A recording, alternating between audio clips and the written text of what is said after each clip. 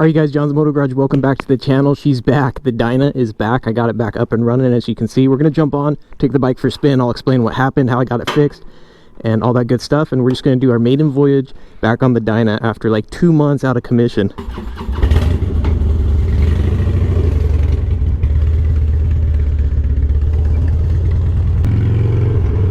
Alright, just to get everybody up to speed, here's what happened. About a month and a half, 2 months ago, I was out messing around on the Dyna, trying to learn my old drifteroos, and I laid the bike down one too many times, scraped the outer primary all the way down to where it finally left a crack in the outer primary. So first thing I did was go online, and brand new, they're about 270 bucks off of Harley. I thought, dude, screw that, man, I can save myself some money. And I started looking for a used one, you know, a takeoff, and I found one, so I ordered it. Part showed up in the mail. I tore everything down, went to put the new outer primary on, and lo and behold, it was for a bike with forward controls, so it did not have the little hole that it needed to fit over the mid control, crankshaft, spindle. I don't know what it is. Long story short, it didn't fit. I said, dang it, man, out 80 bucks thinking I was saving myself some money, right? So then I said, all right, back to the drawing board. Started doing some more research, and I found a company that had the outer primary for only $193, but it wasn't the wrinkled black. It was going to be in what I thought was a kind of a polished black. So I bought it. Again, I'm saving myself 60 bucks, even though I've already lost 80 bucks, right? Part shows up in the mail. Right off the bat, when I open it up, I can tell this is not the quality and fit and finish that I was hoping it would be. Definitely not a Harley original, definitely a knockoff. I go to install it regardless, wanting to get back on the bike, and lo and behold, the thing won't fit. It's got the hole for the little spindle, but now it's like the brass bushing is not machined out to fit. I'm like, son of a gun, dude. And then that's where we left off on the last video. Now I have a lot of people saying, dude, you should just turn that, take it back and scrap it, which I agree, that probably would be the best thing. However, I reached out to the company and have not heard back from them yet. So basically I'm thinking, okay, if I wait to hear back from them, send this thing back, wait for a new one to come in, I'm looking at another month out before I get this outer primary fixed. I said, whatever. So I got a Dremel from my buddy, my neighbor next door, dremeled it out, and was able to get it to fit, and I installed the new outer primary. And so now I'm basically going to be putting it to the test, see how this thing holds up, and I will let you guys know where I ordered it from and what outer primary is, so if need be you can avoid it at all costs. Learn from my mistakes and just pay a little bit extra. You get what you pay for is the old adage, and I seem to learn that the hard way time and time again. So we'll see what happens. But as you can see, the bike is back in shape. Oh, and then after I got everything installed, I went to pour the new V-twin primary oil in, and I thought I had 3 quarts. I only had like 1.5 quarts. Apparently I left my empty quart sitting on my stand from the time before. So another lesson learned. I overnighted it from Amazon, which is cool. They're back into doing overnight stuff. I got my outer primary oil this morning, and the bike is presumably running again.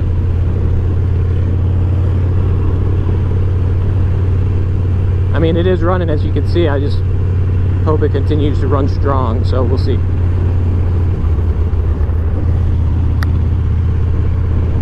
But I must say, it feels awesome to be back on the Dyna. Good times for sure. I'm gonna go get a haircut, which is also way overdue. One of the local subs I found out is a barber, and works at a shop not too far from here. So we're gonna go try him out. Based on what I saw on Instagram, I think he should be a good fit. I was just gonna grow my hair out and or just shave it, but Jackie's been giving me a real hard time about it, so.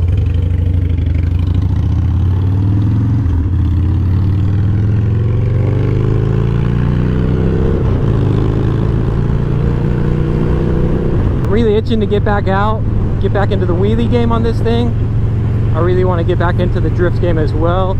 I have a Bun King crash bar, but I really want to try out the Cruzy Originals crash bar with the sliders, because that gives you the best of both worlds. And so I'm gonna link up with him at some point and pick one of those up. But this stuff's not cheap, and it shouldn't be. You know, it's quality stuff, so it's just a matter of getting ready to bite the bullet and make the purchase.